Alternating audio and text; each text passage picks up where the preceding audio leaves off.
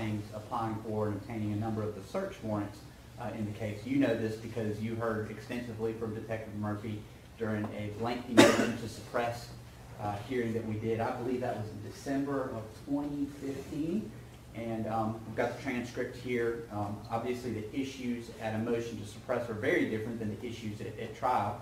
At a motion to suppress, for example, there's questions about probable cause, sufficiency of the search warrants at issue, those types of things. And I've talked to Murphy.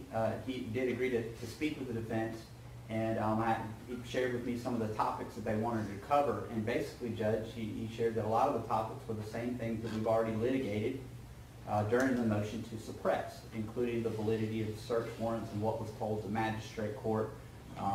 By the way, though Murphy did interview some of the witnesses, he did not interview all of the witnesses. Much of the information he provided to the magistrate court was actually hearsay information that he got from other detectives. Under the collective knowledge doctrine for a motion to suppress, that's perfectly permissible. It's a different story when you get to court in front of a jury, though, obviously. We have rules of evidence that apply and would prevent him from simply regurgitating what all other detectives and other witnesses may have shared with other police officers during the course of the investigation. So, obviously, you know, Detective Murphy can testify about things he actually did and has personal knowledge of if the proper foundation is laid. Our concern is that this is going to be an attempt to get into things that would otherwise be impermissible in terms of his obtaining search warrants and those types of things. So I provided the court with a copy of the motion in limine as well as the authority that I've cited therein.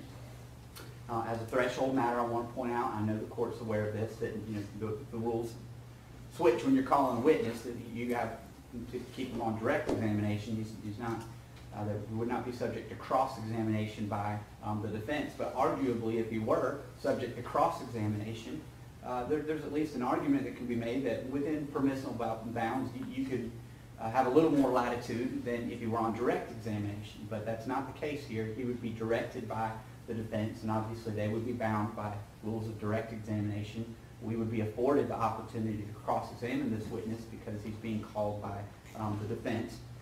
Nonetheless, I put some authority in there that dealt with what can happen if he were called as a state's witness and what would be a permissible scope of cross-examination, which again would be arguably a little more flexibility, a little more latitude for that situation because you are in some instances allowed a thorough and sifting cross-examination. So I cited Smith versus the state, which is 251 Georgia Appeals 32. That's a 2001 decision.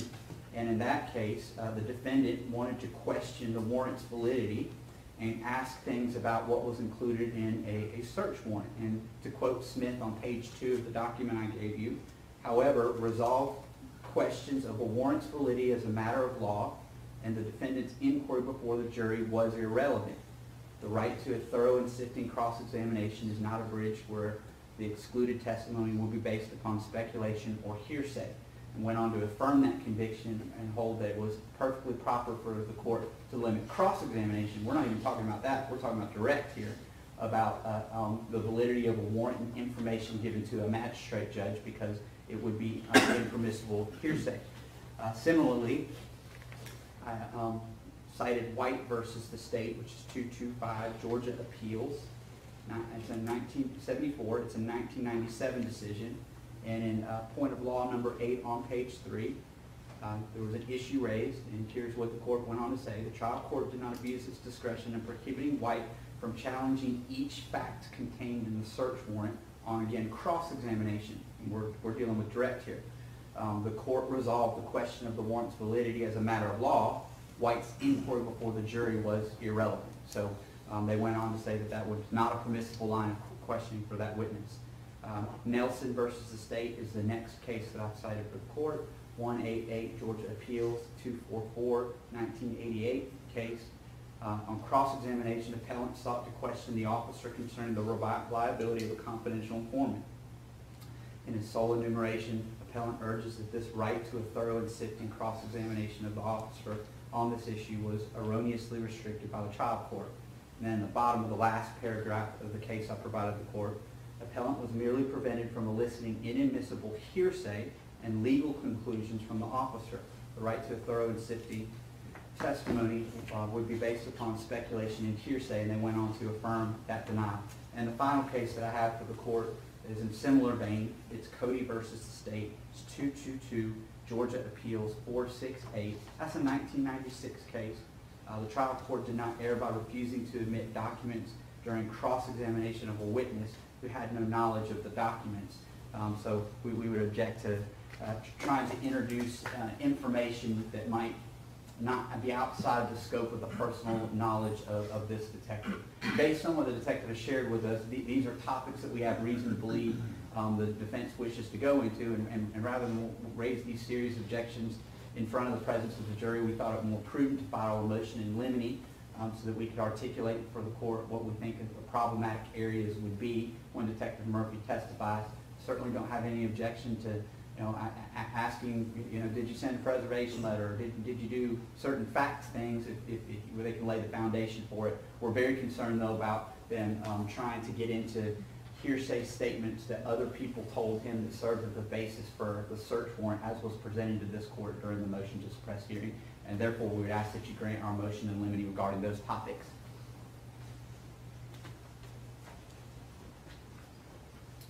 Aaron, thank you so much for giving us the opportunity to review this over the lunch hour before we had to address it with you.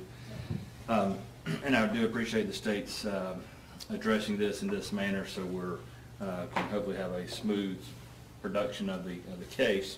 What I will say, first of all, with regards to calling Detective Murphy and allowing us to question him, we do expect the court to follow the rules that are set out by the official code of Georgia, that being 24-6-611, which allows for a party who calls a hostile witness or an adverse party or a witness identified with an adverse party to interrogation be made by leading questions.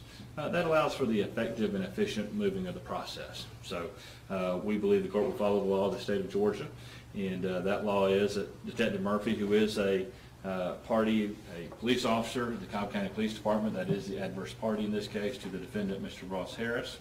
And while I'm hopeful, and I don't anticipate him being hostile, I do think there'll be some questions that will be more properly put to him in a leading fashion so that we can move forward, which I know the court wants to be able to do. So to the extent that we want to follow the law, we encourage the court to in fact do that.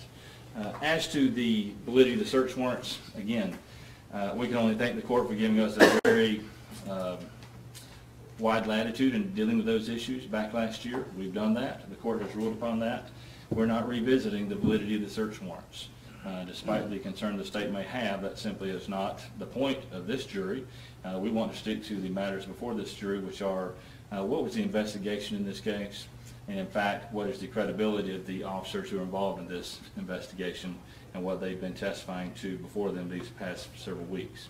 So to that end, we are not addressing the validity of the search warrants.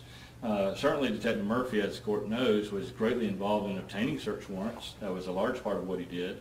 And I do anticipate we'll ask him several questions about things that he did in that regard, both in the preparation, the obtaining, and the execution of those search warrants. I don't believe there's anything whatsoever off limits in that regard. As long as we're not trying to address the probable cause element, we understand. That's a legal issue that's been ruled upon by the court. But as it relates to what he specifically said and told magistrate judges and witnesses and fellow officers, that certainly is not hearsay, it's not inappropriate, does not go to the validity of the search warrants. So to that end, we anticipate following a examination which delves into those particular issues. And if there's something that crosses that line or goes afield in some way, then I'm sure the state will bring that to the court's attention, make the proper objection if need be. And if we've crossed that line, then the court will certainly shepherd us back into the right place. But as it stands right now, we believe we are, because the defense's case is founded not only in the innocence of Mr. Harris of this charge, but also in the credibility of the officers who are testifying against him and how they've taken this case. This examination will address those specific issues. That's what we want to be able to ask him about. That's what the law allows us a thorough and sifting cross-examination of. And to the extent that anything that might involve what someone else told him, Frankly, it's not being offered for the truth of the matter, and I anticipate much of it will not be truthful that may have been provided to him. But nonetheless, our only addressing of any of those issues, in the limited extent we will, is to explain his conduct and what he did in going forward in investigating the case. So for all those reasons, it would not be hearsay, would not be inappropriate, and falls within the rules set out by the state of Georgia. Well, it's two-pronged in its nature, the motion in limine. It says that the first prong, whether the defense, upon calling this witness, has to use a direct examination style, or if they can lead. If you're a witness, you called them, you can't lead. If you lay a proper predicate for that to change, you can make, until you have, you can ask to do so, and I'll take argument and decide. But just from the get-go, no, you can't call them and just leave. As to the other issue regarding hearsay and search warrants, do you have a response? I do, Judge. This has already been litigated.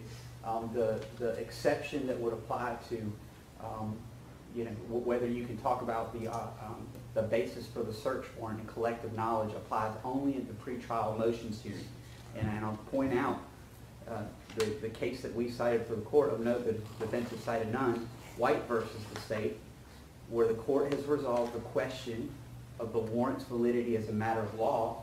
Defendant's inquiry before the jury is irrelevant. And in the similar cases that we talked about, there are issues involving hearsay statements that were told to the detective. That haven't been articulated any exception to those hearsay statements that the detective doesn't have personal knowledge of. Basically, Murphy was sitting at a monitor applying for search warrants on EWI based on what other officers had told him and not his direct investigation of the case. Any of that information that was told to him was hearsay. And they can certainly call those witnesses. They can call a witness who saw or observed things, just as we've done in our case. I have no objection to them calling that person. But to go into statements that he may have heard from other people, it's flatly hearsay, even though it formed the basis of a search warrant. And Judge, the issue for the issuance of a search warrant, whether it's probable cause, is a very different issue than what you have when you get to trial. And you've already resolved that legal issue about the sufficiency for the basis of the search warrant. Those rules of hearsay are a little bit more lax when you're at the motion to suppress level, because officer conduct is directly relevant to the obtaining of those search warrants and whether or not there's probable cause. But I expect that the testimony from Sean Murphy would be, I didn't participate in the defendant's interview. I don't know what the defendant said.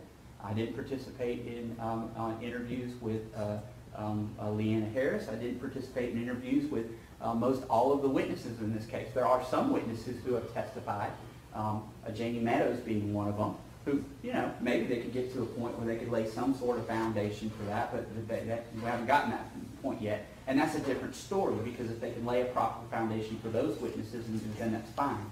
But most of the cases for the search warrants that are at issue are statements from other officers who in turn got statements from other witnesses. We're talking hearsay within hearsay, and it would just simply be improper in front of the jury to call a detective who has no personal knowledge about these things and has not interviewed those particular witnesses to ask what he told the magistrate court and what the basis of that was. That's an issue for the motion to suppress, but not an issue for the trial. And you can't just call a witness for the purpose of saying you're incredible. I mean, you can call a witness to say, well, all right, what do you have personal knowledge about? But the law is pretty clear that you just can't call somebody to say, all right, well, I want to call your credibility into issue, so I'm going to call you to the stand and ask about all these things that you heard from other people and relate to a magistrate court. But that's not the proper basis for doing that. Those things might be issues that need to be resolved at the motion to suppress hearing, and they were. We litigated that in length. I think it was a 2 or 3 day hearing, as I recall. We called multiple witnesses. If they want to call some of these fact witnesses, we provided our witness list. We've given the supplementals. We've given the recordings of their interview. Have no problem with them calling these civilians that may have passed things on to police officers.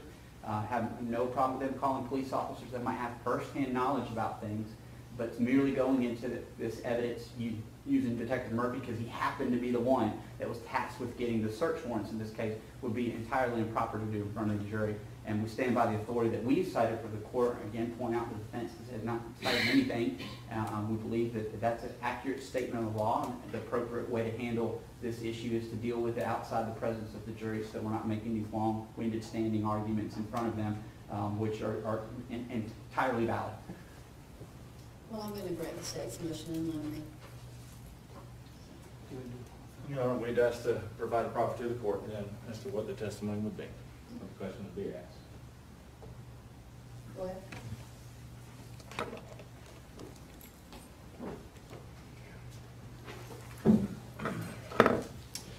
Now, we would call Detective Murphy to explain his role as the second detective in this investigation as to how that came to be, how he became in that position, what that position means, what his role is in being second to the lead detective in the case. Oh, that's fine. Well, I've been told I can't. You've granted their motion to preclude me from calling him, so I'm proffering what that would be. Excuse me, I did not grant any motion precluding you from calling him. Okay, well, then maybe I'm missing what the court said then. What are we not being allowed to question him about? Going in underneath the search warrant and about hearsay. Now, I'm not sure what hearsay the state's referring to there. What we anticipate calling him for is to talk about his statements, his specific statements to the magistrate, his specific statements to witnesses. The state has suggested that we were going to try to be getting out other statements of other people. Frankly, I don't know that there are many of those at all outside of a couple of detectives maybe. But our questions would be pertaining to what did you tell the magistrate, and as to explaining his conduct in doing that, if in fact he got information from someone else, or in fact he doesn't even know where he got that information from, that is not hearsay. That is it is being offered to explain his conduct and why he did what he did. So to that end, that's my understanding of what they're suggesting, and so we simply want him to be able to come testify and tell us exactly in his role as the second in command, if you will, as second detective. What was your role? What was your task? What in fact did you do? What in fact did you tell the magistrate? And if in your own personal knowledge, either one, you knew otherwise, or two, you lacked any personal knowledge to be swearing under oath to the truth of these matters, then that goes to this investigation. That goes to, in fact, exactly what he did in his role and whether or not he was directed to do that by others who were superior to him. Frankly, he could be used to impeach the witnesses that the state has called if they have testified to one thing that is, in fact, not his recollection or his memory of exactly what did occur. So to that end, that's what I want to be able to call Detective Murphy to explain that situation. It will include talking about, our proffer would be that he would testify about speaking to the magistrate about several statements that have been claimed to have been made by Mr. Harris. He would also be testifying to the magistrate about specific things that he told the magistrate that he observed in his investigation of the case. Also would be talking about statements that frankly I don't know where they came from. But that's why I want to ask, is why did you tell the magistrate certain things, pieces of evidence were in fact true? And the answer may very well be, I don't know. Either I made it up or I don't know where it came from. I cannot delineate someone. So to that extent, I don't believe that would be hearsay either. Well, I know it wouldn't be hearsay because he's the one who actually stated it. So that's what we want to go into with him also, and I think the court's indicating certainly I can call him to testify about his particular actions in execution of search warrants in this case, and ultimately his signing off on return of search warrants that were issued in the case. Well, I haven't told you what you can ask him about.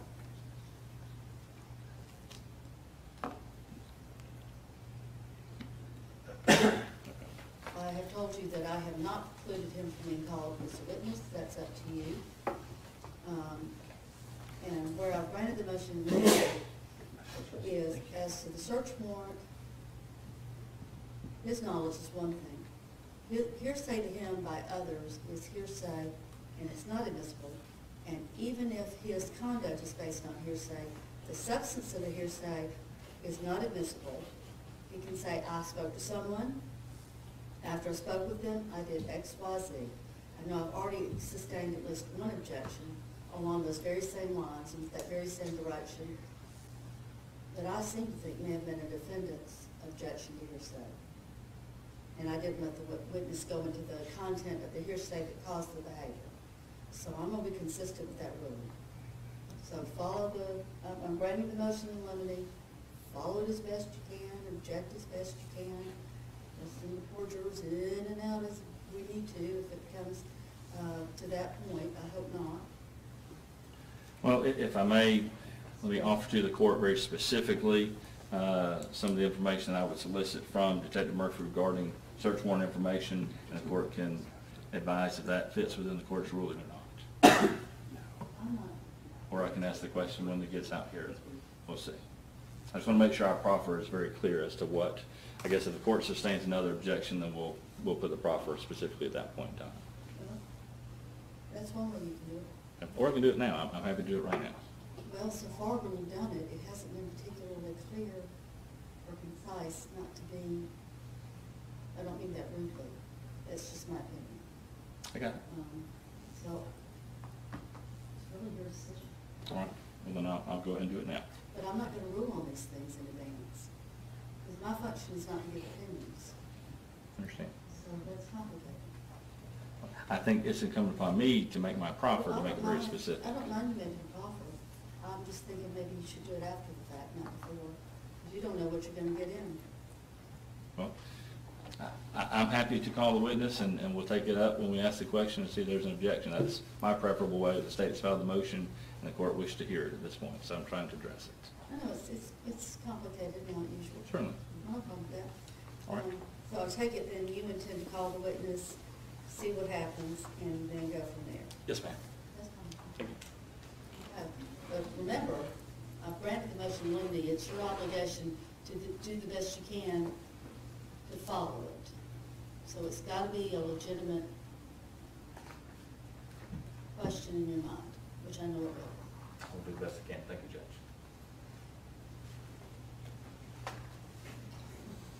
All right, anything else before we bring the jury in? No?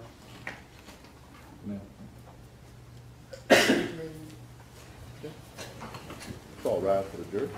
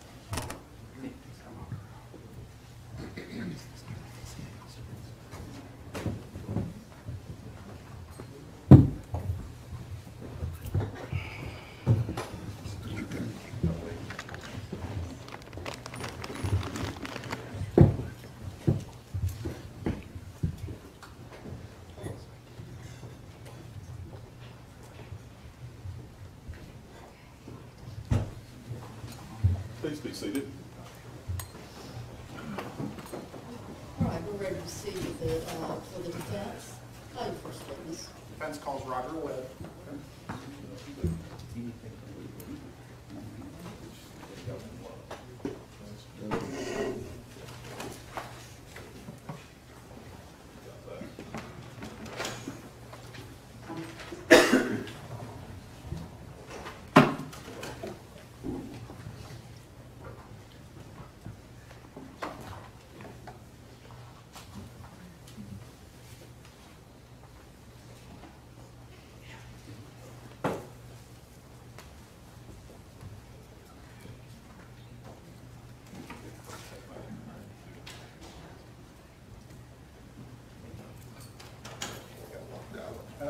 Inside the door. Get some to the back. Stand, take your chair.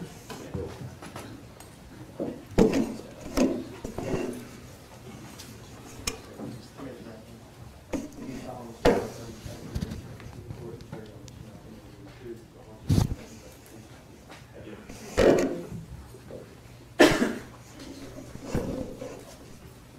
Good afternoon, Mr. Webb. Please state your name and spell it for the court reporter, please. Okay, it's Roger Webb, R-O-G-E-R-W-E-B-B. And Mr. Webb, do you know Ross Harris? I do. Okay. And how did you come to know Ross Harris? I knew him through, I'm a licensed Georgia real estate agent, and he had leased a home that I had had for lease for a client, and then he had reached out to pursue my services for helping him find a house in the Atlanta area. And when did you first help him lease a home? Back in 2012, Okay. And do you know where he was coming from? Alabama. Okay. Was he married at the time? Yes, sir. Okay. Do you know how Mr. Harris found you? Not sure, probably through, a lot of times when you have rental properties and you put them out there through Zillow or Trulia or some of the main sites, I'm sure it was found that way, and I was contacted by Mr. Harris and set up an appointment to meet him back in 2012 to lease the unit. Okay. Now, we've heard some testimony about the Harris's condo in Marietta. Are you familiar with the address 1212 Winds Ridge Circle? That is correct. Okay. And is that the condo that you set up for the Harrises that you had set up for them to rent? Correct. We had several applicants for that property. Okay. And how did you communicate with Mr. Harris? Probably via cell phone and email. Okay. And was email primarily the mode of communicating between you and Mr. Harris? Yeah, I think so. More than likely, yes. Showing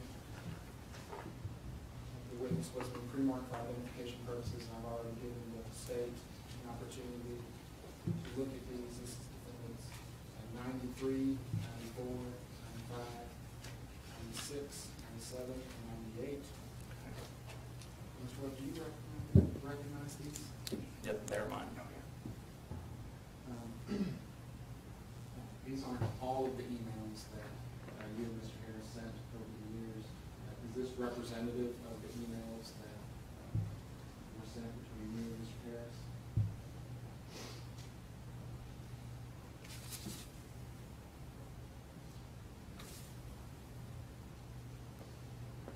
Yes. And are they fair and accurate copies of the emails that were sent between you and Mr. Harris? Yes, sir. I will move defendants 93 through 98. No objection. Admitted. Mr. Webb, we're not going to go through every single one of these emails, but if you'll take a look at the, and I'm sorry, it was 99 included. This last email marked as defendants 99. Is that also a fair and accurate copy of the email that was sent to you on that date and time? Correct.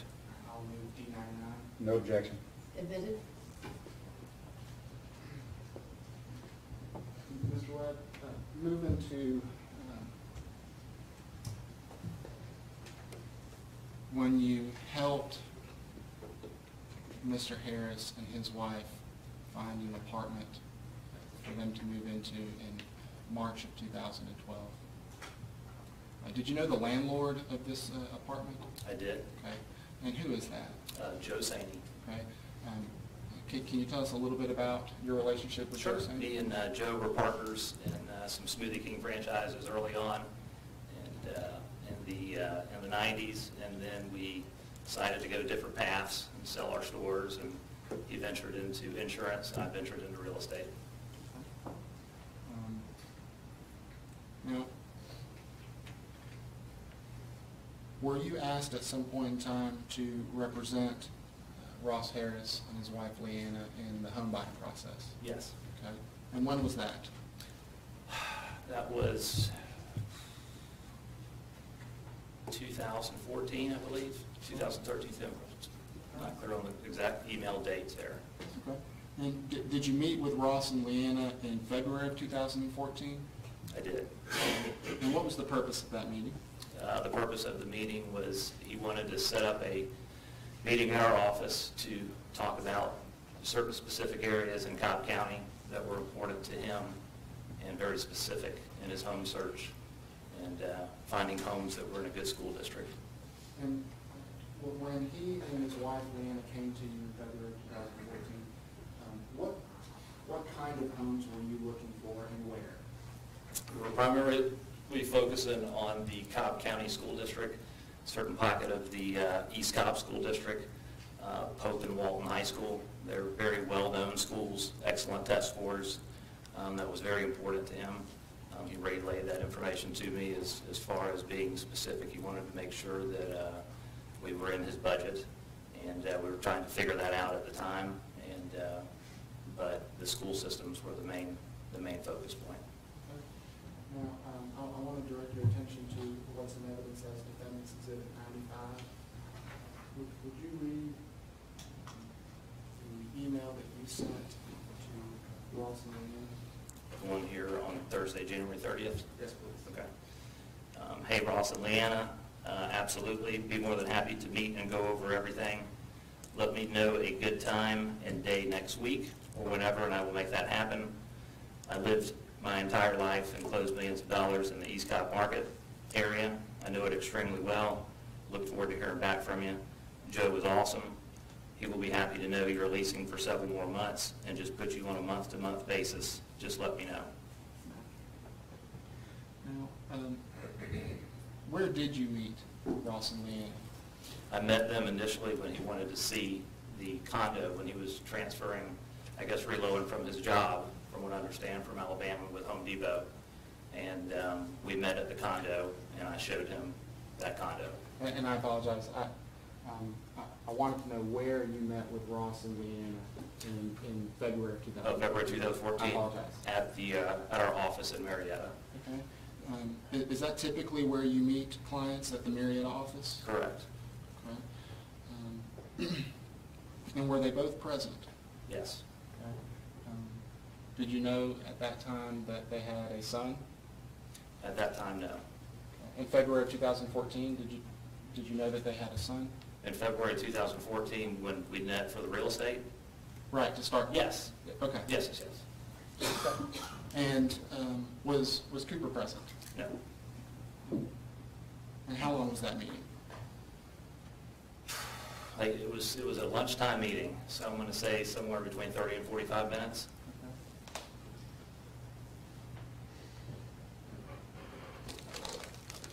Now, these folks in Boone County may not know the area of Cobb County all that well. Can you tell us a little bit about the East Cobb market as far as Sure. the cost and The- popularity? Absolutely. The specific area we were trying to target is a hot pocket in East Cobb. It's a very desirable area to live based upon the school systems. I attended school there, grew up in East Cobb, so it was very familiar with me. So I had a good idea of what were the best schools, and that's what was important to Leanna and Ross. So that's where I started the conversation and introduced them to the Pope and Walton school districts. Okay.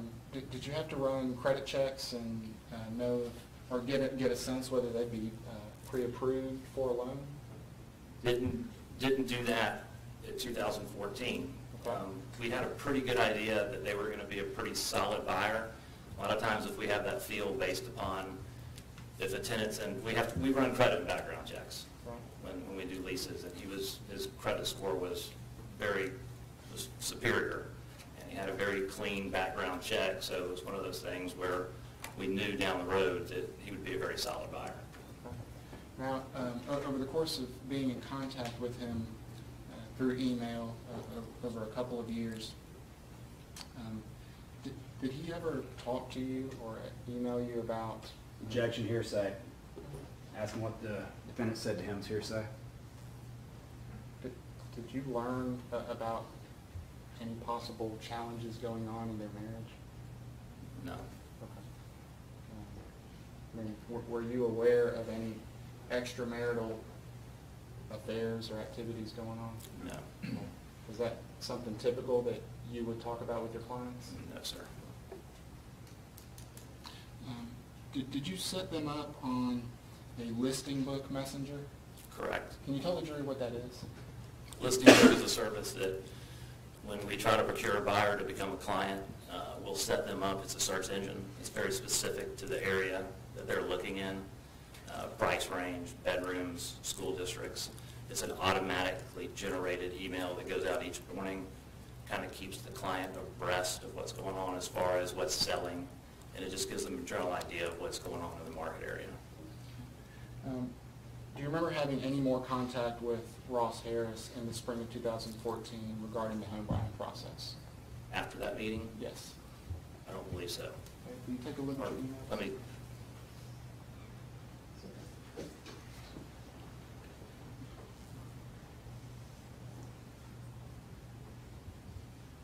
Let's see, take a look at defendant's 96.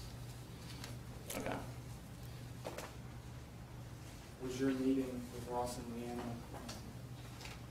the day after that email? Yes. And when was that email sent, that last email? Last email was sent, just confirming our appointment at 1 p.m. on February 25th, 2014 at 11:07 a.m. And what did he say?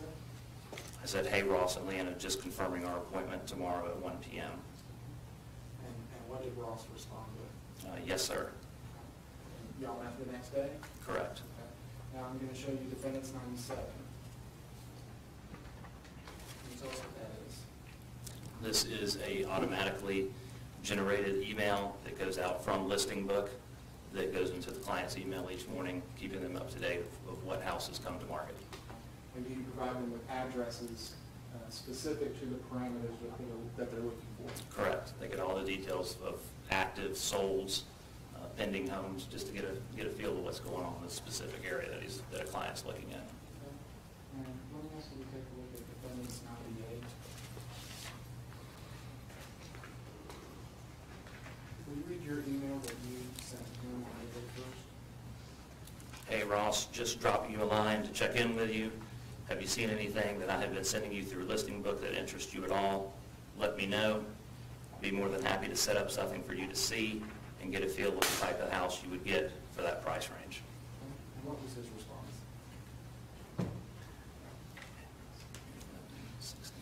Hey, Roger, we started looking at Ackworth and Kennesaw, just trying to get a feel for the value in schools. I did update Listing Book. We'll let you know if we find something we want to see right away. Okay. Now, Ackworth and Kennesaw, is that in the same area in East Cobb that you were originally helping them look No. around? It's Okay. a little different area. Why was there a change in neighborhoods? You get more for your money. The more you venture out from East Cobb, and when you get more into the Kennesaw and Ackworth area, venturing more towards the Paulding County side, you tend to get a little bit more house for your money. And we were looking in those areas and still trying to make sure that the school systems were good in those areas. Was that still the primary focus? Yes. And what was your response? If you're wanting to be, parentheses, Walton of West Cobb, stay in the Harrison High School District. If you are looking in Ackworth area, go with the Etowah High School District of Cherokee and the North Paulding High and the Paulding County area of Ackworth. Now, let me ask you to take a look at defendant's exhibit 99. Okay? It starts at the bottom as far as the chronology. Did you send Ross an email in May of 2014? Correct, on May 19th. And what did you say? Hey, Ross, just checking in with you to see where you are in regards to a purchase. Let me know. Thanks, Raj. And what was his response? Hey, Roger, thought I would add Joe, who is the landlord, to this just so he can be immediately in the loop. We're still looking and waiting for a few things job-wise, but trying not to rush into buying. Our meeting was very helpful, and we're putting together a lot of information: where to live, commute, schools, price, longevity, area appreciation, etc. We have a few ideas, so we'll keep you updated. And what was your response? Sounds good, Ross. Just holler when you're ready. Was that the last time that you and Ross had communicated? Correct. And when was that? This was May 29th, 2014 at 9:26 a.m. Is it common for you to reach out and follow up with your clients? Absolutely. And why is that? Just, it's important to stay in front of them. We drop emails to all our clients just to keep them in the loop, send them houses. That was the main objective that we have the listing book. It engages buyers daily, sellers too. It keeps our name in front of them, so when they're ready to buy, they use us. Thank you, Mr. Wood. Good afternoon. Do we talk, one of the reasons you want to keep in touch with your clients too, you got to make a living, right? Yes, sir. All right, so it's good for you to stay in touch with them, keep them up to date, so you know if you've got somebody that's really on the cusp of wanting to go buy a home, you can be there for them. And you've got everything that you need and they have everything that they need, correct? Correct. Okay. I know that as far as you worked with the defendant on, I guess, getting that lease, and then initially in February of 2014, Correct. discussing house purchasing, correct? Correct. Okay. And all that you knew about him personally and observing him was just from maybe, how many times did you meet with he and his wife? I met one time initially when we leased the condo, when I showed it to him. And then I reconnected again with him when we met in the office, in the Marietta office, to discuss about buying property. So the last time you'd had any, I guess, face-to-face contact with him would have been February 2014. Yes, sir. And his child, Cooper, was not there at the time, correct? Correct. So basically, everything you knew about him or your perception of him was just based solely upon the way he portrayed himself to you, correct? Sure, absolutely. He, portrayed himself as a buyer. And as Mr. Rodriguez said, he didn't say anything about extramarital affairs or prostitutes or underage girls or anything like that at the time, right? Yes, sir. That would have been kind of crazy if he had said that to you, Yes, right? sir. So if he had this other side of his personality, he obviously kept that hidden from you, correct? Sure, he seemed very normal and very typical of any buyer that would come in the office.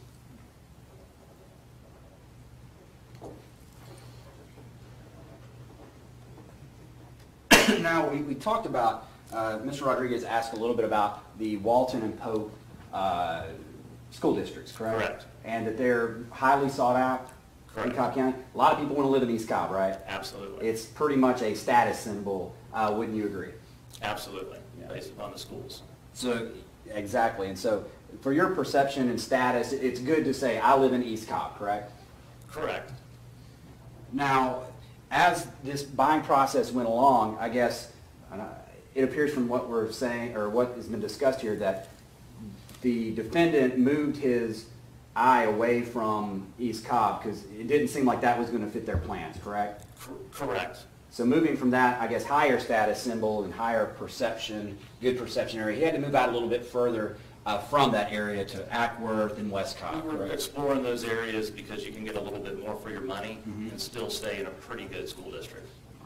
So basically, for what he wanted to get, it wasn't going to fit in his plans to try to buy an East Cobb, correct? He could, it was just, he was weighing the options of, in that mid 200 range when you get in the East Cobb area out there. Yeah. You're gonna get a 70s type, maybe a contemporary, something that's maybe not updated. As far as when you push out further, you might get a little bit bigger of a house, you might have a little bit nicer of a house, and, but it was still important. The school system was the main focus of everything. And so moving out further, that also gets you, I guess, further away, you have a further drive, things like that. Would you agree with that? Yeah, sure, yes, depending on where your job's located. Right, right. You stated, we talked about the fact that he got pre-approved and things like that, credit scores and things of that nature. I was never pre-approved. Oh, I'm sorry, I did, I I missed just wanted to correct that, Yes. because sometimes we won't go down that road initially with a buyer, just because if we have a good feel about them, based upon what we saw with his background, we didn't want to push that, show a couple of houses, then introduce people to the lender. It's not, we didn't want to, we try not to pressure people. Yeah, and it's a lot of paperwork too to go through that process too. Correct. Right? Okay. Did you have any idea that he was actually, I know you checked where they're working, things like that. Were you aware that of any problems he was having at work? Okay. Did you have any idea he was looking for a new job that he didn't actually get in May? No, sir. We talked about you talked about a little bit these listserv emails. Now, so he was basically getting emails maybe every other day or Should have been getting them every day. Every day. Listing book set up to engage the buyer daily. Every morning you open up, it comes to the email, and there'll be a list of houses that, and the buyers can adjust that criteria, specific to them. And when they get the email, all they got to do, they click on something if they're interested. Absolutely. Click, open it up, and then everything's there, things that have hit the market recently or things that have sold, so they can get a good idea of what's happening in that particular area that they're searching in. All right, so they see something they're interested in, they can research it further by clicking on it and learning about Absolutely. it. Did he tell you anything that in searching for houses with floor plans that had hidden rooms were important in any way? No, sir. Okay, so if he had searched for floor plans with hidden rooms and things like that, that would have been something that he didn't share with you, correct? Correct. Now, you emailed him in, I think there was some conversation back in January, then you met in February. Correct. And then on April 1st, you followed up with an email, one of those emails you got up there, just checking in with him because you hadn't heard anything definitive from him about his interest in going to buy a house. Sure. Okay. And when you did check in with him, let me see Yep. which email that is. Their format's a little bit different. Okay. He said, hey, you dropped me your line to check in because you hadn't heard anything from him. Obviously, he could have contacted you if he was like, hey, I'm interested, let's move now, right? Yeah, but a lot of buyers, just with the process, email is very, very common, email and Right. texting. And he could have emailed you at any time between then if he found something and he was like, I want to move now. Sure, like if he would have identified something and said, hey, let's go look at something, Okay. we could have got right on it. All right. And you didn't get any email from him up until that point on April 1st when you sent it to him, correct? Correct. And then he emailed you back, said, we started looking now at Ackworth and Kennesaw, trying to get a feel for value in schools, updated listing book, and we'll let you know if we see something we want right away. Absolutely. Yep, that's correct. All right? And then you sent him that email about the school districts. Yes. So after April 2nd, you didn't get any more emails or calls from him after that, did you? Until you again emailed him in May. I believe so. I believe that's correct, how the emails are there. And in May, on the 19th of May, having not heard anything from him since early April, you said, hey Ross, just checking in to see where you are in regards to a purchase, let me know. Because obviously, you got somebody who says they're interested in buying a house. Sure, yeah, we're going to stay persistent and touch base. And so the 19th email, he emailed you back like 10 days later, on May 29th, right? So that would be correct. Yeah, that looked right. Let me see. It's unfair for me to just ask Okay, you yeah, to remember absolutely. without looking at So, yeah, so May 19th, and then he responded back on the 29th. it. Okay, so Yes, 10 sir. days later, he responds back. And he didn't respond back, yes, I know exactly where I want to live, I'm ready to go look at houses now. That's not what he responded, correct? Correct, you got the email, I guess, sir. He said he wanted to add Joe into the loop because I know he was doing month to month. Yeah, Joe, exactly. And he wanted to keep Joe in the loop because obviously from this email, he wasn't looking to move immediately and he'd have to keep Joe in the loop because he's still going to be leasing that condo, correct? Correct. Okay. So this wasn't something he's rushing out and going to buy a house immediately, right? It's correct, everybody's different, yes, sir. Okay, and he said, we're still looking and waiting on a few things job-wise, but not trying to, excuse me, let me get it right. We're trying not to rush into buying, right? Correct. Okay.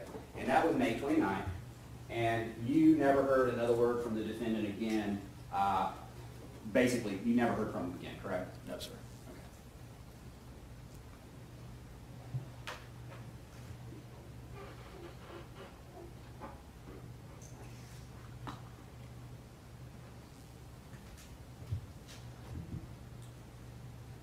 All right, thank you, sir. Mr. Webb, you wouldn't consider Ross a friend, would you? No, sir. Client. He was a client. Okay. Mr. Boren asked you about all of the emails from Listing Book. The emails that we talked about, those aren't all of the emails that went on between Webb Real Estate and Ross Harris, correct? Correct. There was also the listing book things that were getting automatically generated as well. And so there were a lot of emails, right? Correct. Did anyone from the Cobb County Police Department ever call you, contact you? During that time? Yes, sir. No. Thanks. Those other emails that go out from your website, can a person purchase a home just by getting that email? Or does he have to actually talk to you and go out and look at a house and buy it? He can't just click on something and go, oh, I bought a house, right? No, he'll click on it, and if it's something that he likes, he'll then contact me to go look at it. All right, thank you. Thank you, Mr. Martin. Your feedback. Next witness. We call Detective Sean Murphy. Watch this. This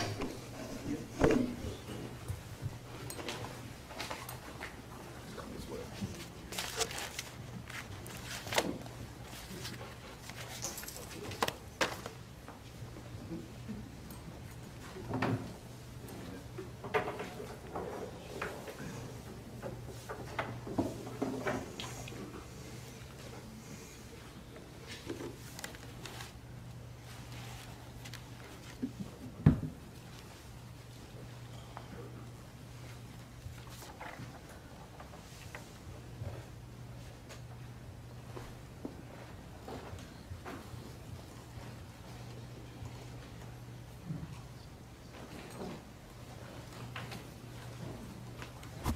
What was your name? Bailiff, okay?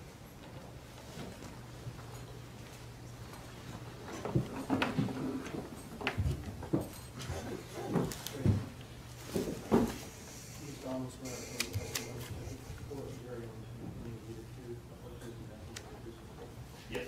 Have a seat, please. Good afternoon, Detective Murphy. Good afternoon, sir. If you would, just introduce yourself to the ladies and gentlemen, giving us your full name and your occupation, please, sir. Sean Murphy. I'm currently a detective with the Cobb County Police Department, Crimes Against Persons Unit. And will you spell your last name for the court reporter, please, sir? Murphy. Very good. And how long have you been with the Cobb County Police Department, Detective? I've been with Cobb County almost 10 years now. Very good.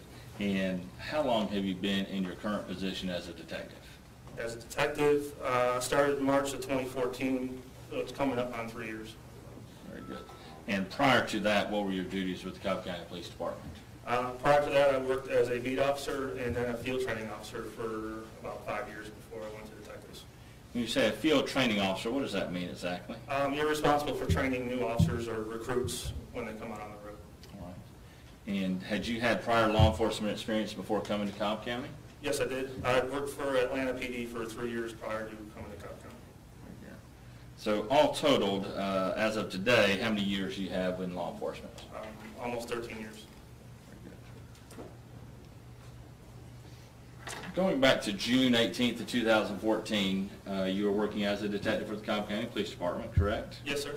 And on that occasion, you came to be involved in this case involving the death of Cooper Harris, is that right? Yes, I did. Explain to the ladies and gentlemen how you came to be involved in that. On June 18th, I was actually riding with Detective Stoddard. We were doing a follow-up on a different case, and the call came out regarding a 911 call, and we were notified by supervision regarding the incident, and we had responded to the scene. And when you responded to the scene, was that at the Acres Mill location? Yes, sir. And when you got there, were there other law enforcement officers already on scene? Yes, there were several uniformed officers, and I believe one or two other detectives, but they had arrived right around the same time we were calling out. And were there some civilians around the area as well? Yes, there were. Very good. And you said you were riding with Detective Stoddard. At some point in time, did you become aware that y'all were going to be assigned this case? Yes. I don't know if it was through the phone or when we arrived on scene, but in the very beginning of the investigation, we were notified that Stoddard was going to be the lead and I would be his second. Generally, I'm sorry, I'll let you ask. Go ahead.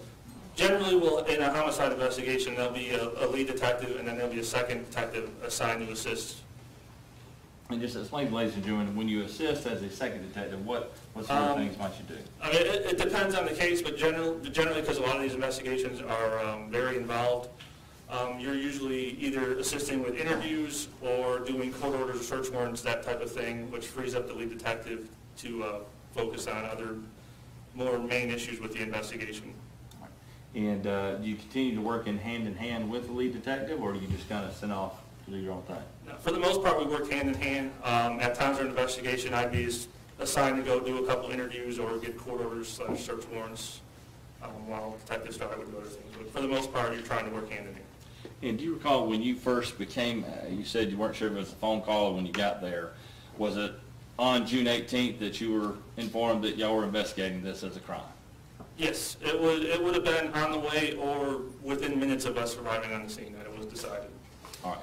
And as you got on scene, what did you do first? Well, when I arrived on scene, briefly spoke with some of the officers and other detectives. I figured out who was going to handle it. And from there, I took a quick look at the vehicle and the scene, and was directed to two witnesses by one of the officers and interviewed two witnesses at the scene. All right. Were these civilian witnesses? Yes, they were. All right. And did you interview any other people there at the scene that At the evening? scene, no, just once I had spoken to those two, I was notified by my detective startup that Mr. Harris was being transported to our office, and so we went up there for the interview. When you got on scene, do you remember seeing Mr. Harris there? I remember he was in a patrol car. I don't know if I really saw him or just was directed to, that's where the car is with the subject inside of it. You did not go and have any conversation with him yourself? No, I did not speak with him. And when you were on the scene and then ended up leaving to go back to the headquarters, how long, do you have any idea how long it was that y'all were on scene? I can't specifically say, probably maybe 30, 45 minutes, if not less. Okay, very good. Certainly, not more than an hour at least. No, we weren't there for an extended period of time. Very good. And you immediately, within an hour, you went back to headquarters where Mr. Harris was being transported, is that right? Yes, sir. All right. And when you got back to headquarters, did you participate in the interview with Mr. Harris? No, sir, I did not. Now, what did you go to do? I was asked by Detective Sawyer to get a search warrant for his residence. All right. And explain to the ladies and gentlemen, when you go about getting a search warrant, how do you do that? For the way we do a search warrant is you basically have to type up an affidavit, which is your probable cause, describing what you want to search, why, and just laying out the facts to the judge. And then we have, it's called the EWI system, which is kind of like Skype where you can talk on the computer. So I'll give him all my information with the affidavit. He'll get it, review it, and then he'll contact me through this video conference where I'll speak with him regarding the search warrant. And this system is actually set up in your office in the Cobb County Crimes Against Persons office, correct? Yes, it is. All right. And so it doesn't require you to go to the courthouse. You can just sit there really at a desk in front of a computer doing it. Yes, we have a specific computer where you can do it. It's not you can't just do it in any computer. It's a specific computer for that system. Where is that computer located? It has currently been moved. Okay. Where was it located? At the time, it was, I guess when you try to figure out how to describe it, basically we have a bunch of cubicles. Our office is divided into two, at that time it was divided into two sections, robbery and homicide. And the computer was on the homicide side, which had been up against a wall, and our cubicles were kind of behind it going up to the next wall. This area where the homicide detectives are, you mentioned some cubicles. The entire area where all the detectives would be, is it as big as this courtroom? Not necessarily this big, maybe take out some of the back space over there. All right. So if you were in there and needed to talk to one of the other detectives in homicide, you could speak loud enough and they could hear you if they were in there. Yeah, I'd say is if you're looking at, the computer would have been right here, and then a row of cubicles and another row of cubicles, and that would be the wall over there. Very good. So you could yell or stand up and try to yell over there's walls with the cubicles, or yell over the walls with the cubicles. And when y'all got back to headquarters, do you remember if there were any other detectives there other than the two of y'all? Yes, there were other detectives there. And do you remember who they were, or who you remember seeing at least?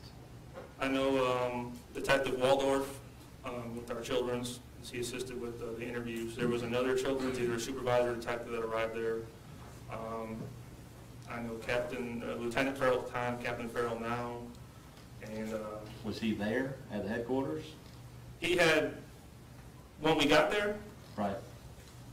I want to say when we got back, I can't I'm just trying to go through who I remember being there while I'm Absolutely. taking the search warrants. Fair enough. Would you want me to describe that's- that, or yeah, because I couldn't tell you who specifically was there, and then, People are coming and going, obviously, and you can't Yes. account for them, of course. But let's talk specifically about Lieutenant Farrell. Did you remember seeing him on the scene? he was on the scene and eventually came back to the office. Very good. And is his role kind of supervising y'all to make sure you're doing what you need to be doing, or is he just kind of go in his office and leave y'all alone? Now, something like that, he's going to be overseeing it, and Hands-on? I don't know if necessarily hands-on, but he's going to know what's going on. Fair enough. He's going to be involved to that extent where he knows who's doing what and. Is he able to give his input to you and Detective Stoddard as far as anything he may want to? Yes, he would. Very good. Now, the interview of Mr. Harris, y'all did not transport him to the headquarters, correct? No, he was transported by a uniformed officer. And were you there when he arrived, was brought to the headquarters? I want to say he'd arrived before us. Fair enough. And did you ever see him in the interview room? In the beginning, I remember seeing because the way our interviews work, it's video and audio recorded, and we could watch the videos from our desk. Could everybody do that from your desk? All the detectives could, yes. Okay. I mean, necessarily, if they're currently watching it or not, they can. Sure. But I remember looking at it and seeing him in the room prior to the interview, and at that point, I was told to obtain a search warrant and started working on that. Very well. And were you present, were you watching before his interview when he was breaking down very emotionally in that interview room?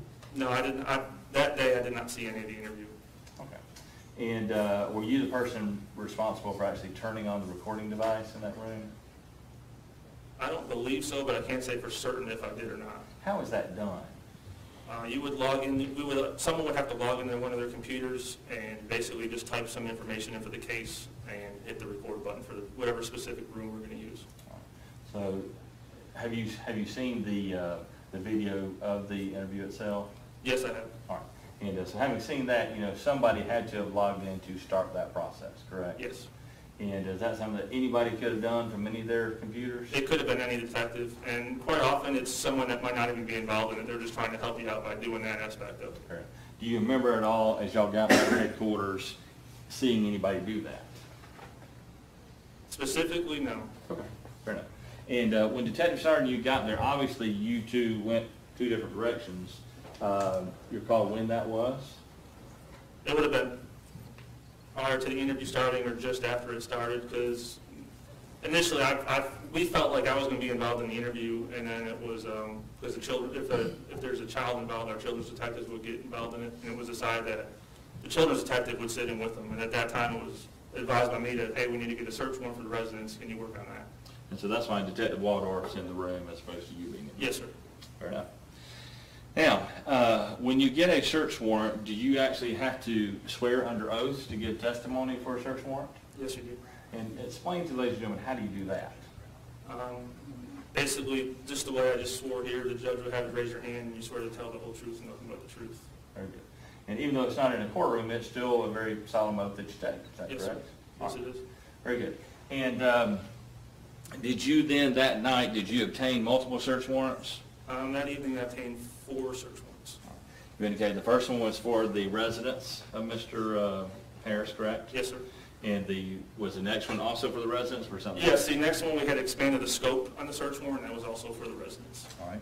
And then the third one was for? The third one was for his vehicle, Okay. and then the fourth was for the cell phone he had with him at the scene. Very well. All right. Now, as you go through the process of obtaining a search warrant, you mentioned being in front of a computer. You mentioned a judge being involved. Are you actually able to see the judge? Yes, it's basically, if you've done Skype or anything of that matter, there's a small box in the corner screen and you could see the judge, and he could, I'm assuming his screen is the same as yours, he could see you. Very good. Now, I want to be real careful here and just want to ask you what you said, okay, what you talked to the judge about, okay? Judge, I have an objection to that. I think you've already heard that and ruled on that, so I would renew my objection. What he said is irrelevant. You've already ruled on that motion. I sustain the objection. When you sat down to get that search warrant, the first one that you did, Yes, sir. do you remember how long it took? Not specifically. Okay. Do you remember if it took even 10 minutes? Judge, I'm going to object to relevance. It's not relevant. Sustained. Let me try one up. As you sat in that position, that computer, were you, between the different warrants that you applied for, did you get up and take part in the investigation anyway, or were you just kind of doing one right after the other? Pretty much one right after the other, because you'd have to type one up and create a new search warrant when you apply for a new one. All right. And when you say type one up, just so ladies and gentlemen understand what we're talking about, what do you mean by that? Judge, on Jet, again, what he types and what he says is not relevant. You court's already ruled on this. Your Honor, his investigation, I believe the court's going to allow me to ask about his part of the investigation, and I'm simply trying to find out what that is. I sustain the objection. Can we take up a matter outside the presence of the jury, Your Honor, please? No, you can do it. Go ahead and get through it, and then we'll clean it up. All right. That night, you know how long you were at the Crimes Against Persons office that evening? It would have been into the next day. Fair enough. And you said, you told us about 4 warrants that you obtained. Did you obtain, was that all that you obtained on that evening of the 18th? Yes, sir. All right. And on the 19th, after you, well, did you even get to go home and get some rest? Yes, Did you I have to did. get back to work? Yes. And when you came back to work, what was your next step in the investigation? The next morning, I went with Detective Stoddard to the autopsy at the medical examiner's office. Very well. And after that, did you then proceed to start interviewing some folks? No, I believe let me check. Directly after the autopsy, I secured several more search warrants. Okay. You remember? We kind of went our separate ways at that point. Detective Stoddard had some other investigative things he needed to do with the case, and I went back to securing search warrants. Very good. And do you remember how many warrants you obtained at that point in time? I don't know if it's relevant how many warrants you got or anything like that. That's all a prior hearing that we've done before the court. It's not relevant. I sustain the objection. All right. Did you do anything else to investigate this case other than obtain warrants? Referring to that day or overall? Overall. Yes, I interviewed several witnesses, co-workers. Very good. Well, that's a great place to start. Co-workers of Mr. Harris you interviewed?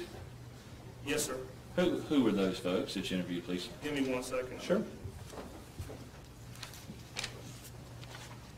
I know it was Winston Milling. Most of these interviews were done with Detective Stoddard. Very good. Winston Milling,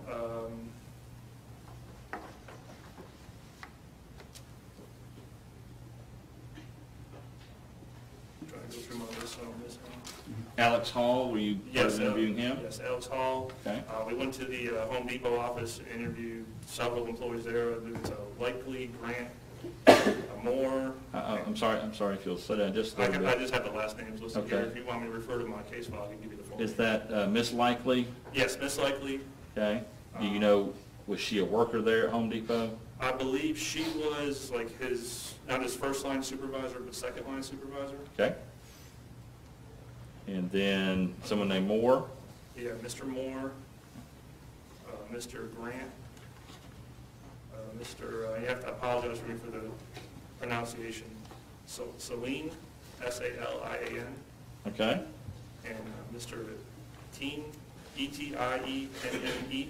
Etienne, maybe? Etienne, yeah. Jelani Etienne? Yes. Excuse me, Etienne. Okay. And these were persons who actually worked around Mr. Harris? Yes, sir. Okay. Did you actually go to their location where they were? Yes, we had gone to the Home Depot office and spoke to several of those. Did you actually see Mr. Harris's work area? Yes. All right. You know, these other folks you spoke with, is this also their work area? Yes, we tried to interview the co-workers that would have been seated directly around him. Very good. And just describe that area a little bit, please, ladies and gentlemen.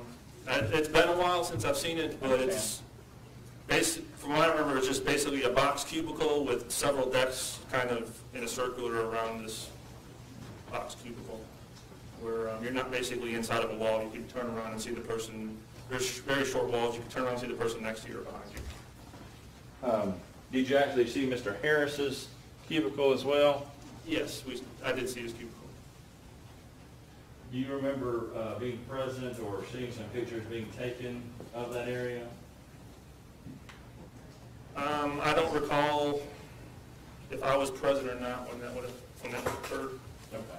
I don't believe we took any pictures that day, but I can't be for sure. That's right. I wouldn't have been the one that took the pictures. Fair enough. And that's not part of what you would have to do. That's a crime scene person to arrest.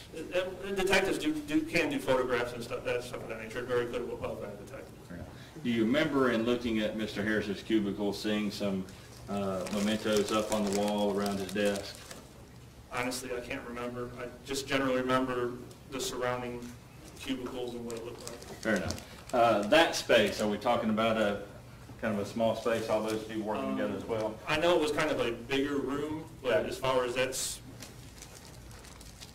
it's hard to describe. Maybe like as far as the courtroom right here, this area would be maybe Well, half or of the that court? Okay. or a third of that. I'm standing, maybe 10 feet from you, give or I'd take? say maybe from you to the wall there. Okay, all right. So. Again, and- this has been a while, this is a while ago when I was. I understand. So the number of coworkers you spoke to there was, you gave us several names, but I don't know if we delineated all of them. Those who were in that space, we're talking about 4 to Yes, 6 those were the ones I people? would have spoke to on that particular day that I gave you, besides the first two. Uh-huh, It would have been Wednesday, 6/25/2014. And I believe I spoke to, give me 1 second, it was a phone call. I want to say it's Andre Brown, okay, and I spoke to his direct supervisor, but he doesn't even work in the same building. I believe he's out of state. okay. You mentioned Christiane Likely, Yes, Pramod, Pramod Salian, yes, sir. Jelani Etienne you mentioned, Yes, and all those folks are right there, right in that cubicle area, is that correct? yes, I believe Andre Brown was as well. He was talked over the phone at a later date. Very well. And there was a Regina Mallory, Okay. who, flight down officer. She worked in the same building. I don't know where her desk was. Could that possibly be Regina Malloy? Or do you It believe could it's? be. I might have the wrong spelling. Okay, all right. And I think you mentioned a Brandon Moore. Yes, sir. All right. And after being there, did y'all take any items from that location, from the workspace? On that first day at least? Nothing that I remember. Fair enough. And were you ever a part of obtaining any other items from the Home Depot, the Treehouse area? The treehouse specifically, I don't believe so. I did go there to serve several search warrants. Very good. And so if you went there to serve them, was there just nothing taken from that location that you recall? I believe that mainly it was me handing them to somebody to serve them. And I think on one occasion I did go to pick up a disc. I got you. They were going to be getting stuff together and then providing it back to you Yes. all? I got you. And the Home Depot corporate office, did you ever have any involvement in going over to that location that you recall? Yes, I did. All right. And Mr. Milling and Mr. Hall, is that where you would have interviewed them maybe? I believe Mr. Milling was interviewed in our office, Okay, and Mr. Hall was interviewed at the Home Depot corporate office. very well. All right. Do you remember speaking to anybody else over at the Home Depot corporate office, interview-wise? As far as, I remember speaking to several, I guess it'd be corporate security Right, or like video technicians. very good. And did you obtain, you said you talked to some video technicians, were you speaking with them in order to obtain some of the videos that we may have seen already in this case? The Detective Stoddard was more involved with that. This would have just been occasions when I was there with him where we went and spoke with them. Were you ever there at some point in time to observe the surveillance system that they have at Home Depot? Yes, I did see it on one occasion. And did you have any involvement in investigating as to the timestamp on those videos as to the accuracy or lack thereof of that? No, I was not involved in that. And were you present at all when that question would have been raised? I don't believe so. All right. Leaving that area, did you have occasion to go to the residence of Mr. Harris? Yes, I did. And would that have been that very first night after you got the search warrant, or 2 warrants for that location? No, sir, this was another search warrant that we did on the residence. Do you remember when that was? The search warrant or when I went to the residence? Oh, when you went to the residence? Give me 1 second, I'll give you the date. It would have been June 30th of 2014. Very good. Now, when you went to the residence on June 30th, was that pursuant to a search warrant that you had obtained as well? Yes, sir. And what was the purpose of going to the residence on that occasion? The purpose of that particular search warrant was, we were looking, it was two things. We were looking for any financial records or anything of that nature, but also for the light bulbs that he had purchased at lunchtime. When you say the light bulbs he had purchased, were you aware of light bulbs being located in his vehicle? Yes. Okay. And what specifically were you looking for at the house? Specifically, if he had a reason to purchase these light bulbs. Was there light bulbs out in the residence that would match the light bulbs he purchased, given a reason to go purchase the light bulbs? Okay. And were you the person who actually obtained the warrant for that purpose? Yes, sir. Okay. And did you have some expectation that there would not be a need for those light bulbs actually before you went to the house? Judge, I object to the phrasing of that question. It's argumentative. I'm sorry? I sustain the judgment. Okay. Did you take somebody with you in order to document what you might or might not find at that house? Yes, sir. I took crime scene tech Shumpert, and also when we do a search warrant, we have to have a supervisor present, so Sergeant Knowles went with me as well. Very well. And what did you do as far as looking for light bulbs in that house when you got there? Simply went to each room. These were particular light bulbs that I recognized as being for a bathroom fixture. Went in the room to see if the light bulbs were working or not. All right. And when you went to this house, did you find that in fact there was a need for these light bulbs? Yes. All right. Where did you see that? I believe it was the master bedroom's bathroom. And I believe you've seen some photographs of that. Did you have CSC Shumpert take some photographs? Yes, he did photograph. All right. And were those the same type bulbs that were actually purchased that day in Mr. Harris's car? Yes.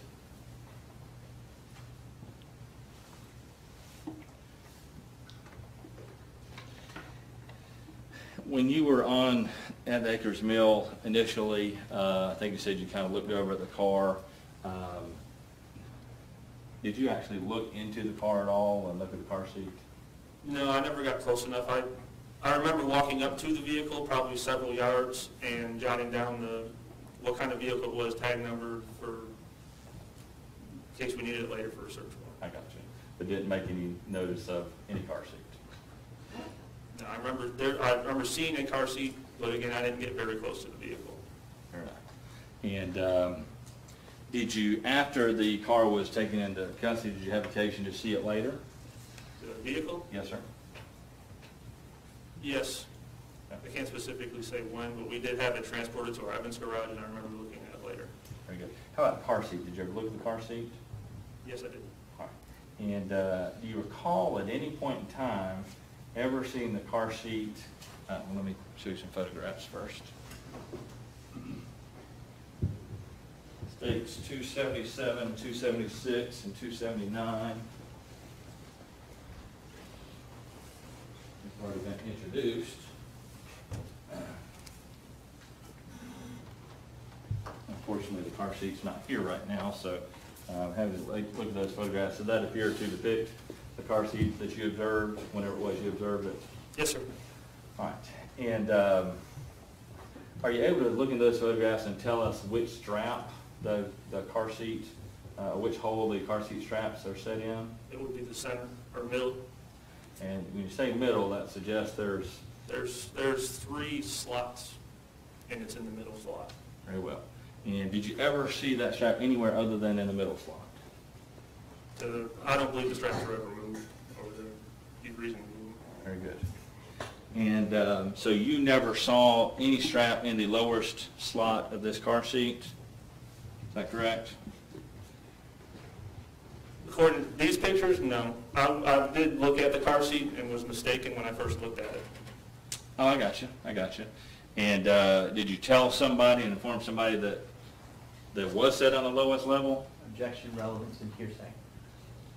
Well, it can't be hearsay. He's the one who said it. And it's relevant because it's going to exactly what we're talking about here.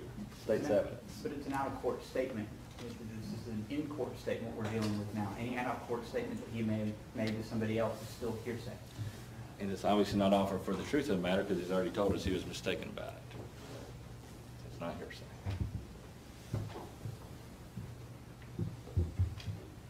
low over objection.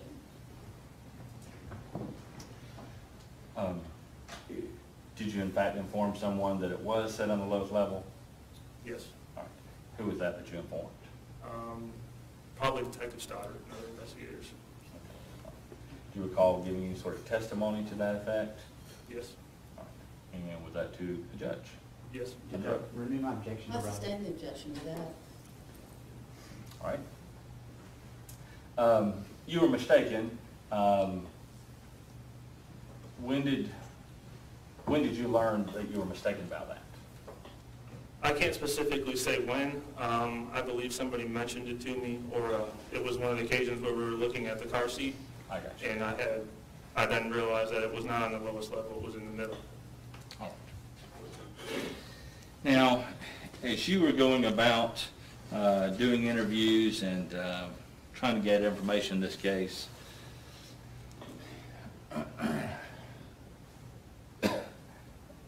were you the person who made the charging decision in the case, As far as, no, deciding to arrest and charge Mr. Harris in this case? no. And in your talking with people, were you interested in hearing whatever perspective people have?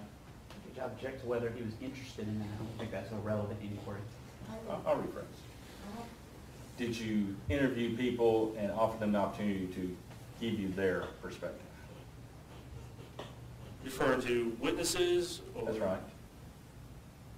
Yes. And do you remember talking to multiple witnesses about observations of Mr. Harris there at the Acres Mill location? Yes. And do you remember talking to other witnesses about how people act in such difficult situations? As far as me asking them how you would think somebody would act?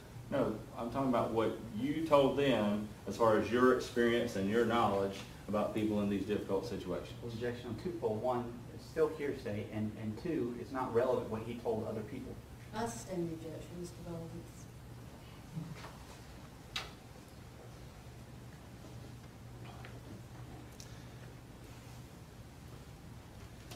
Do you have experience, Detective Murphy, in seeing people in very traumatic situations? Yes, I do. And have you seen people react in all sorts of ways in traumatic situations? Different people react different ways, yes. Okay. And you certainly never had a case like this that involved a child who had died in a car of this nature, correct? No, this would be a first.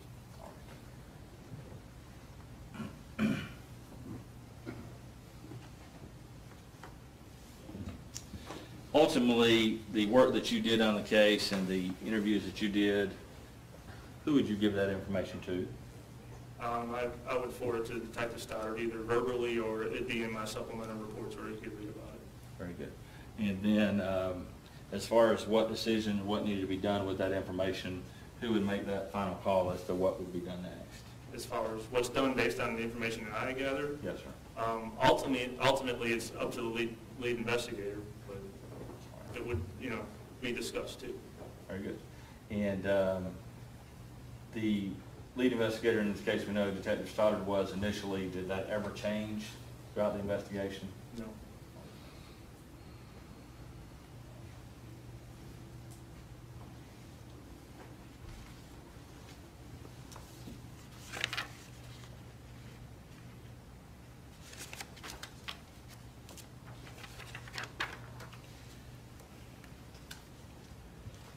As far as obtaining items of evidence from these search warrants, we know you went to the house. We know you went to the Home Depot. Do you recall any other locations that you went to obtain any items? I believe I went to, I forget the name, I could refer to my Sure. case file. That's absolutely fine. Can you be specific?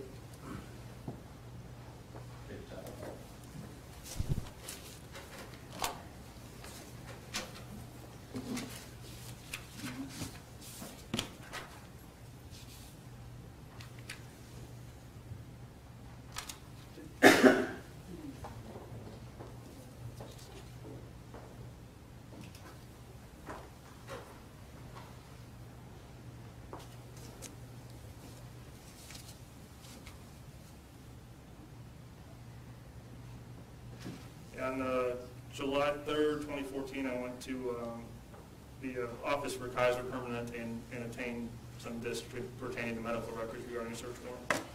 Very well. For, I think it was Cooper and for Justin Harris. Very good.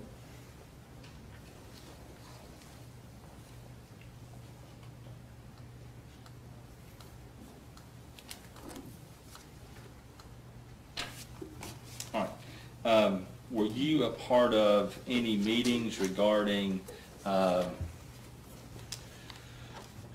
looking into this, what we refer to as the red whisper? The whisper about that some person had made about having issues with their children. Were you involved in any meetings trying to determine the source of that?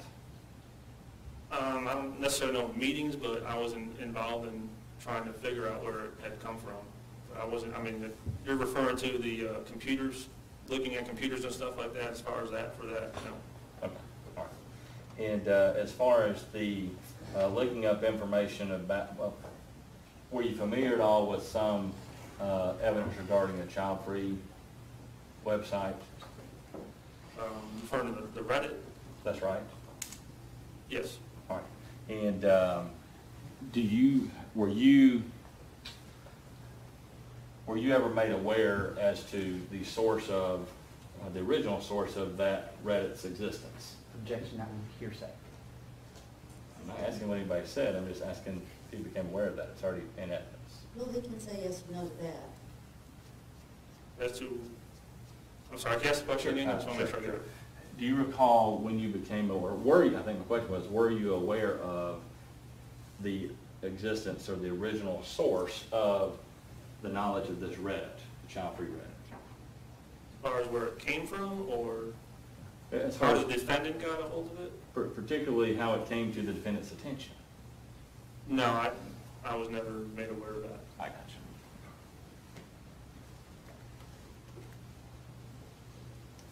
you. And with regards to the light bulbs that you talked about earlier, did you ever obtain those from the vehicle yourself?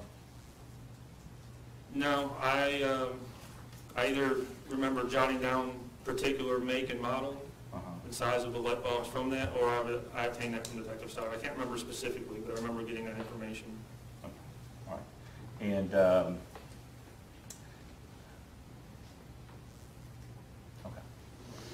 And that's all I have right now. I have a few questions in just a moment.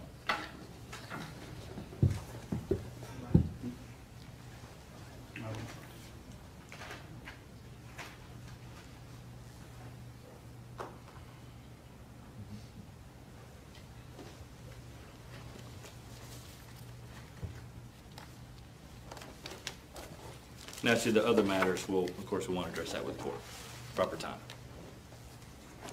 Let's take an afternoon recess. But keep it up in mind, don't discuss the matter, close notepads, take a minute. That's all right, Mr. Jerry, please.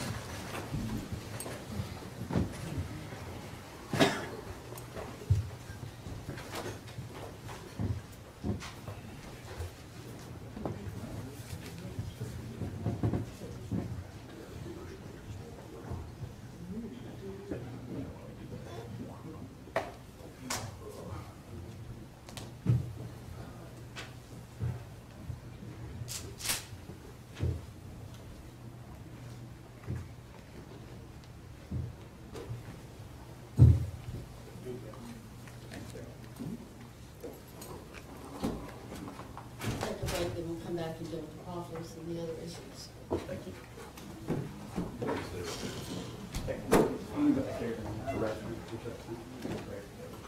Not to the restroom. I thought that was weird. You can come upstairs with your. But I tried.